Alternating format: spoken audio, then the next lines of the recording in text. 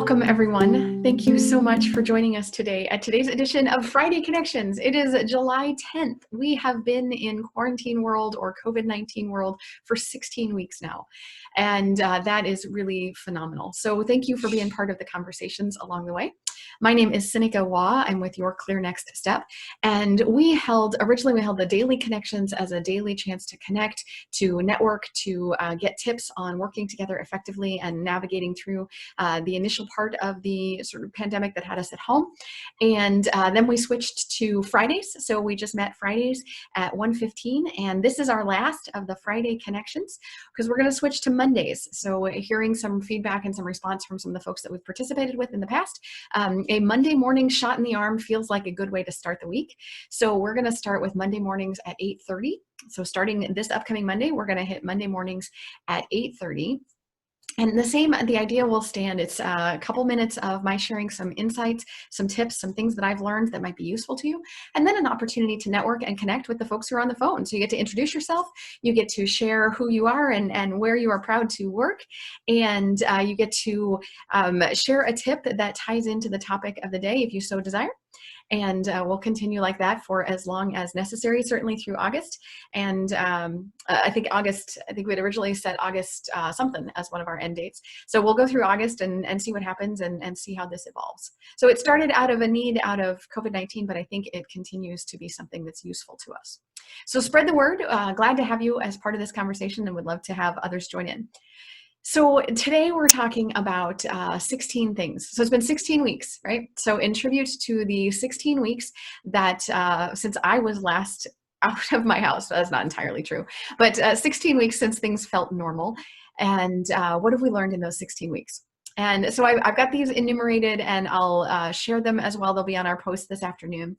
So the first one is really, really important from a workplace standpoint, and that is that work from home is really a thing. And there were a lot of folks who were skeptical about whether or not we could work from home.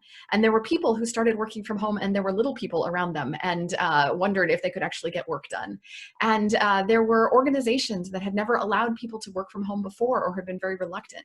And I think the way technology has stepped up and the way that we as humans have adapted to this space, work from home is really, really a thing. So it has its challenges, it has its benefits. People can work from home and minimize commute time. There are all sorts of benefits about it. There are also some distractions about it. So making sure that we are aware of what those distractions are and what those challenges are and how we're going to overcome those. But work from home is definitely a thing. And I'm not sure that was universal before this all started. Number two, how we spend our time shows others what matters to us. So regardless of what you think matters to you, how you spend your time is how you broadcast to the world what matters to you. So if you spend your time, binge watching Netflix, then your personal entertainment or the success of Netflix is a priority for you. If you spend your time loving on your kids, then your kids are a priority for you. If you spend your time nose to the grindstone working on what you're working on, then your work is important to you, right? That's how you show other people what matters to you and what is a priority for you. So because we know that now more than ever, just make sure that you're take an evaluation of how you're spending your time, because how you spend your time is how other people are determining what matters to you. By week 3, we knew beyond a shadow of a doubt that teachers are underappreciated. So how does this apply to the workplace? Well, in the workplace, teachers go to a workplace, right? Their workplace is not necessarily a business, but is a place of education. We need to cooperate together as teachers, regardless of where we work together. But if you're in an opportunity in the workplace and you have a chance to do something as your organization, as your company, or as a parent, or as a volunteer community to support or encourage, or just even send a quick note to say thank you to teachers, remember that Teacher Appreciation Day, but it doesn't have to wait until once a year. Take a moment and express appreciation to your teachers because they're doing some great things. Week 4, we started to remember that there is always someone to care for. So when you start to realize that whether it's a colleague who is feeling discouraged or whether it's a family member who is far away and is really missing that human contact, or whether it's someone who, because of the way their job situation changed, is really worried about how they're going to pay bills this month, there is always someone to help. And back to that idea about how we spend our time indicates what's important to us. If we can take the time to help others, we can co-create greatness. So help a colleague when that situation arises. Reach out to your team members, make sure that they are well and that they are able to get through their tasks. Maybe they're just having a rough day, and a kind word from you could help them get their work done. But there's always someone to care for in your community, in your family, somewhere nearby. There's always someone to care for. By week 5, I think we had discovered don't sweat the small stuff, but do sweat the big stuff. Don't sweat the small stuff, but do sweat the big stuff. So those organizations that had quickly eliminated the extraneous, non-essential work, the things that weren't driving revenue, the things that weren't making employees more successful, the things that were just nice to have, those organizations that got rid of those quickly, but still focused on how to care for our customers, how to serve our customers, how to continue to keep the doors open in our businesses, the big things, we do need to sweat that. And when push comes to shove and there's a limited amount of time, you really have to focus on those things that will, the big rocks, right? What was that lesson from the university professor who talked about the rocks and the pebbles and the sand and the water? And when you put those in a jar, if you put them in the wrong order, it doesn't all fit. But if you start with the rocks, meaning the things that are most important to you, you can put the rocks in, and then you can put the pebbles in, and then you can put the sand in, and then you can put the water in. And one of the times that I saw that demonstrated, I actually saw a guy open a beer and pour a beer in just when you thought it was full. And he was trying to make the point that there's always time to have a beer with a friend, or, it was sort of making that connection to relationships. But put the big stuff in first. Right? Balance your health, your family, from an organizational standpoint, serving your mission, the revenue, making sure that that's continuing to be produced, and caring for your employees. Put the big stuff first. By week 6, we were undoubtedly certain that tough communications, which many of us don't like, are even tougher when they can't be face-to-face. Right? Tough communications, which have to happen. Sometimes it's a hard message, right? But we have to have it. And when we can't look the other person in the eye, we struggle. It's an even harder conversation. And there's a risk that some of us will run from it. So leaders in organizations who weren't really sure how to tell their employees that we were going to need to cut hours even further, or that jobs were at risk if the revenue didn't increase, or performance conversations. Let's just put it off. This is a tough time. Can't really see them. And what happens when we do that is things get worse, not better. Things get worse, not better. So tough communications require planning. And that is something that we teach all day, every day, how to prepare for those tough communications. And I'll tell you, they're even tougher if we can't be face-to-face, but that doesn't mean we don't have them. It means we've got to try harder, and we've got to plan better, and make sure we're really being careful.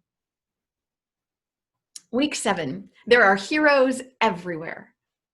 There are heroes everywhere. What a great thing to know. There are heroes in your grocery store. There are heroes in your local hospital. There are heroes at your health clinic.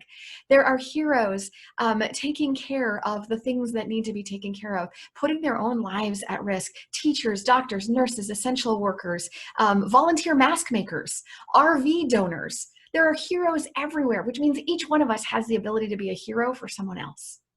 What a great way to go about your day. Who can you be a hero for today? There are heroes everywhere. We should thank them. We should recognize them. We should take the opportunity to celebrate them when we can. By week 8, here's a one that some of us learned in an uncomfortable way. Turns out sweatpants are comfy, but that may be false comfort. So sweatpants, many people worked from home for several weeks in sweatpants, and were sort of delighting in the fact that they didn't have to shower or get dressed or put on work clothes. The problem there is that it gives you a false sense of, how well your pants are fitting, frankly, because those sweatpants, they expand just a little bit. And so that COVID-10 or that COVID-15, that set of pounds that people gained by not doing their regular movement because they were so focused on their comfort, it turns out that was a thing. And so I think what we need to take from this is there is all sorts of study on workplace attire, and there are reasons that we dress for work. And while I sort of make fun of the fact that if I had worn my smaller pants during the COVID, I might have noticed before those pounds crept on. There is that, but there's also the reality that when we dress for work, we are creating a mental space in which we are ready to go, in which we are ready to do, not ready to be distracted, not ready to zone out, but ready to do the work that needs to be done. So pay attention to your dress code on that one. Number 9, week 9, technology can create connections that we would have otherwise missed. This one has a really personal connection for me. During the period of this separation, I lost a family member, and there was they lived very, very far away, and there was no possible way to travel. And with social distancing, there was a maximum number of people who could attend the ceremony or the funeral anyway. And I was so struck by the funeral home that made the service live streamed, right? They streamed the service live so that those of us who were not physically able to be there could still participate. Now, I don't know. I haven't been to a lot of funerals lately, and I guess if I had, I'm not sure I would have paid attention to what was live streaming or not. But my sense is that live streaming was not the norm. Live streaming was not a trend, and that you had to physically go to the funeral to be in solidarity with your family or to experience that sense of closure. And I love that technology has made it so that we can still grieve with family members. We can still support them and encourage them and have that sense of closure for ourselves, even across the miles. So thanks to the funeral homes who have stepped up and done that. And then extend that to all the other places that technology has helped us, right? Ways that we've been connecting through Zoom. I wish that 5 years ago I had bought stock in Zoom, man, right? The Zoom has done so many things to connect us and to build our relationships when we couldn't do it any other way. And I continue to see them doing good things on their platform. So, and related to that, here's number 10, mischief makers don't have to ruin it for all of us. Somewhere when Zoom started to get popular, there was the fear of the Zoom bombers, right? You create something good and someone's going to find a way to distract it or prove a distraction or make mischief. And so we had these Zoom bombers for a bit. And so Zoom tightened their security, right? And those of us who were scheduling meetings, we tightened our security and we were a little more sensitive. And I suppose there was a short wave of fear of the bombers and the Zoom bombers, what would happen. But you know what? We continue to connect and we continue to have these great relationships, and we can do good things despite those mischief makers. They didn't ruin it for everybody. Right? We can get past that. So in the workplace, when you find that someone has creative mischief, maybe it's a customer who has wreaked havoc because they're not particularly easy to get along with. Or maybe it is a colleague or a team member who has done something that perhaps wasn't the best use of time at that moment. It doesn't have to ruin it for everybody. Right? We can get past this. We just move on and we continue to use the tools and the workspace around us for good to co-create greatness. Number 11, if you put a light in front of you, that's better. Now, the application of this is originally where the thought was is because somewhere around week 11, I had participated in a session where someone said, if you're on camera and depending on where your screen is or your laptop is located at your workspace, get a light behind the screen so it's in front of you, and put a light in front of you, and it's better. And then people can see your facial expressions and you won't be all grainy and you won't be all in the dark. Put a light in front of you. So that was where it first came from. But you know what? If you put a light in front of you when you're going up a dark step, you run less a chance of tripping, right? Putting a light in front of you is better. So do you have an opportunity? How do we apply this at work? Do you have an opportunity to cast a light on what you're about to do? Can you ask someone else who's done it before? Can you get input from lessons learned in the past of projects that have been similar or initiatives that have been similar? Can you stop for a minute and reflect on what you've done in the past that may or may not be like this? Do some research, get educated, and shed light before you take that first step. Light in front of you makes the path better. Number 12, too much tech and not enough touch is not healthy. By week 12, many of us, especially those of us who rely on physical contact, or the people who speak the language of physical touch as how they express appreciation and how they express love, and the huggers and the handshakers, by week 12, there was a lot of pain, a lot of discouragement. Much of it had happened earlier, but it continues, and as this thing goes on and on and on and on, the too much technology, the too much screen time, the too much viewing ourselves through a lens and then not really knowing where to look, right? When you're on Zoom, do you look at the little white dot at the top of your screen? Do you look at the people who are talking? And then who's looking at me? And oh my gosh, how's my hair? Right? You got all this stuff going on and you've got all this tech and we're not connecting with people, right? We got so caught up in the tech that we forgot to touch people. And so while physical touch is not always possible and not advised and not recommended unless you're in the same household or for sure that no one has been exposed, and we're trying to control this pandemic, right, even in the face of wave 2 here.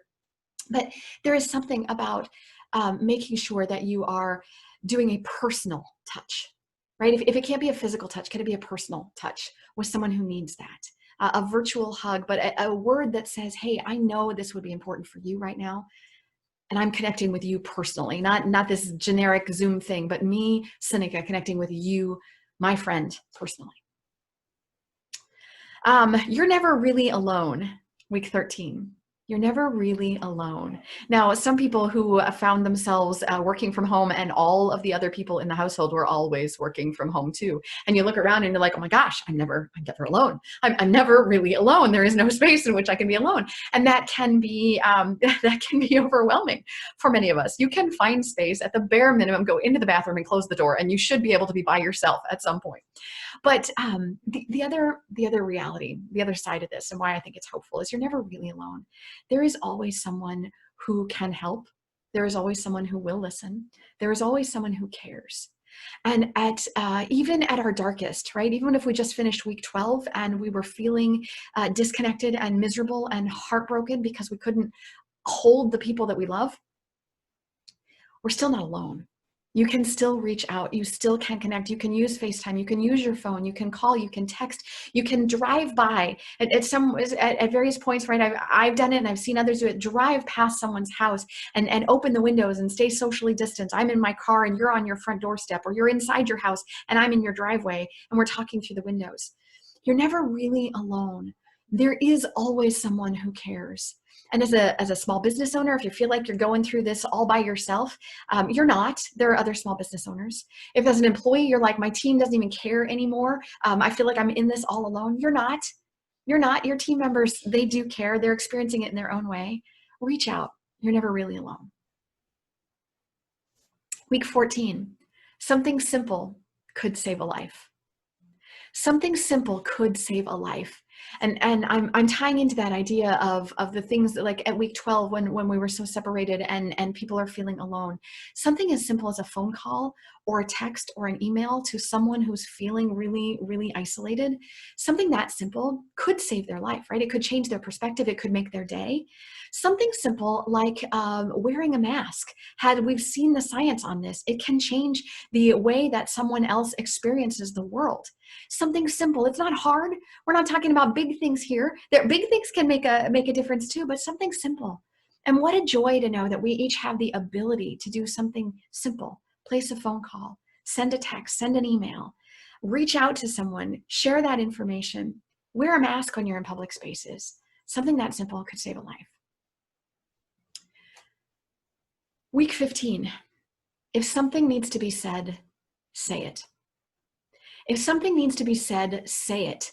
We have a lot of things that have surfaced over the last few weeks, right? And it has been in the midst of our pandemic and in the midst of our various disagreements, there has been an unearthing of a racial injustice problem that has existed for too long in our society. And people have identified moments where things need to change and they've said something. And while various forms of communication can have various impacts in different situations, silence is not okay. We need to speak up. If you see something, say something, right? That's the campaign in the airports on if you see terrorism, say something. If you see injustice, say something. If you see something that needs to be done, say something, right? If something needs to be said, say it. And on the flip side, and the realization that tomorrow is not promised. Tomorrow is not promised to us. Tomorrow is not guaranteed to us. Our next meeting is not guaranteed to us. If you had a compliment that you needed to pay to one of your colleagues, don't wait until tomorrow. Things could change tomorrow. We might not have a workplace to go back to tomorrow. If something needs to be said, say it. If something needs to be corrected, correct it. But if something needs to be praised, praise it. If someone needs to be celebrated, celebrate them. If something needs to be said, if it's in a family and you need to say, I love you, say it. Tomorrow is not promised. And number 16, week 16, we can agree to disagree. I've written about this for many, many years. We can agree to disagree, but we must co-create greatness together. I think the two pieces go hand in hand, right? We can agree to disagree. It's okay if we don't like the same kind of pie. It's okay if you and I don't see eye to eye on things. We have a variety of political beliefs. We have a variety of faith beliefs. We have a variety of perspectives on a vast number of things. And that's okay. But in order for us to co-create greatness, if you and I are going to occupy the same space, then we have to work together to achieve greatness. Even if we disagree about some things, we have to find something that we do agree on so that we cause no harm to each other and so that we can move forward together. When we want to co-create greatness, it involves togetherness. It involves not just a self, what do I want and what's in it for me, but how can I co-create greatness with those around me? We don't have to agree on everything. There are cat people and there are dog people, and that's okay, right? But it's okay to disagree. But when we agree to disagree, we also must commit to co-create our greatness together. So there you are, 16 things I've learned in the last 16 weeks. They've been shared by others as well that have shared insights. I've taken some inspiration from conversations along the way. I would love to hear things that you've learned or your feedback on any of these. Thank you so much for being part of this conversation.